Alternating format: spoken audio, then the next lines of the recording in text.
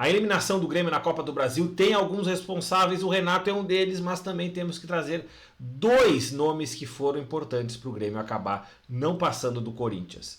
O Corinthians conseguiu passar por cima do Grêmio na parte tática e como leu o jogo, e também porque enfrentou com mais seriedade essa partida do que o próprio Grêmio. Gostou da ideia do vídeo? Curte o vídeo, te inscreve no canal, aqui tem muito conteúdo de Grêmio, de informação, de opinião sobre o tricolor, e essa inscrição e essa curtida vão nos ajudar bastante a evoluir aqui no YouTube. O Grêmio, sim, tem um responsável principal, não só ele, mas um principal para a eliminação, o Renato. O Renato leu mal o jogo lá contra o Corinthians no Itaquerão e leu também mal o jogo aqui no Couto Pereira. Digo aqui porque o Grêmio está mandando essas partidas aí no Couto Pereira.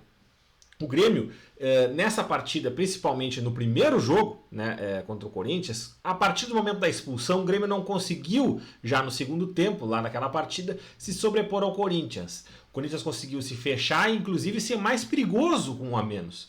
E ali já tem um alerta, né? Que o Grêmio não conseguiu se dar bem numa situação que a ele era bem mais favorável.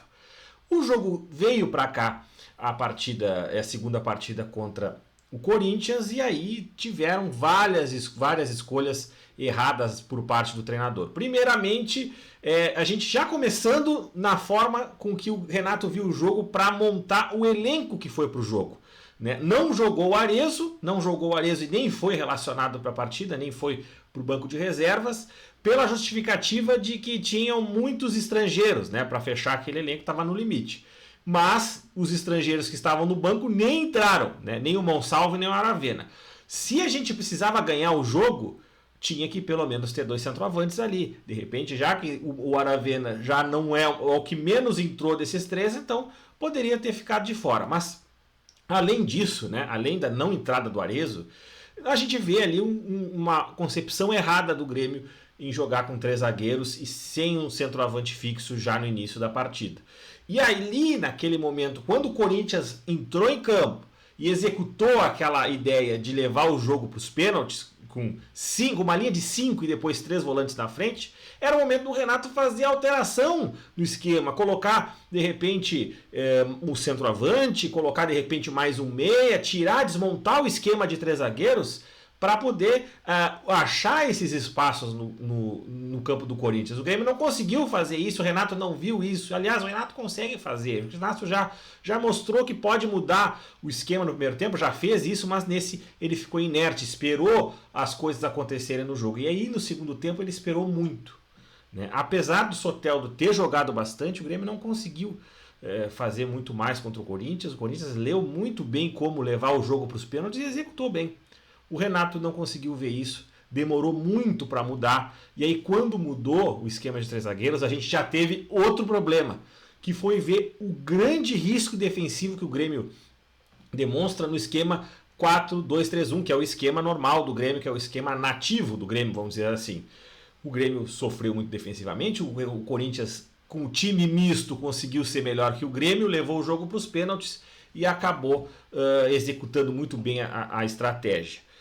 No segundo tempo, principalmente ali, quando o Grêmio precisava arriscar mais, o Renato não fez. Essas leituras erradas, por exemplo, poderia ter entrado o Arezzo nem no banco estava.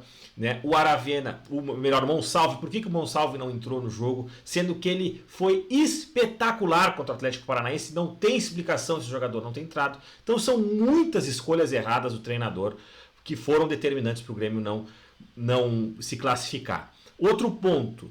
A execução dos pênaltis foi muito constrangedora. O Grêmio foi muito mal nos pênaltis e me faz pensar o seguinte: será que o Grêmio treinou com seriedade os pênaltis? Será que o Grêmio treinou mesmo esses pênaltis para essa partida? Ou o Grêmio imaginava vencer tranquilamente nos 90 minutos? É o que me pareceu. Pareceu que o Grêmio estava pronto para vencer nos 90 minutos e a qualquer momento vencer o jogo. Encarou dessa forma a partida e acabou sendo eliminado com pênaltis descompromissados. Mas, como eu falei lá no início do vídeo, mais dois nomes aqui a gente tem que colocar também que não foram bem e isso impactou no jogo como um todo. Vijaçante, que eu sou um fã do Vijaçante, ele foi muito mal e o Grêmio sentiu muito por causa disso. E também o jogador, além do Carbajo, né, mas não vou colocar ele assim como um nome determinante para esse time ter ido mal, mas o Cristaldo que acabou sucumbindo à marcação. O Cristaldo, mesmo quando voltou atrás para jogar com o Diego Costa, também não apareceu.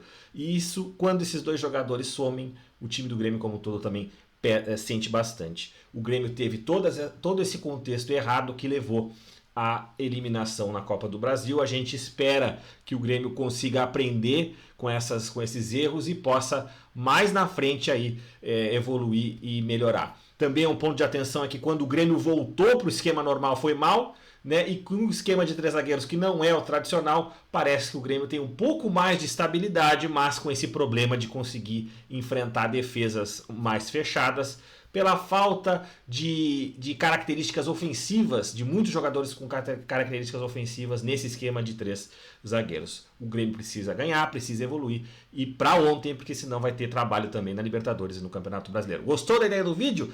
Curte ele, te inscreve no canal e nos ajuda aí a cada vez fazer mais conteúdos do Grêmio aqui no YouTube.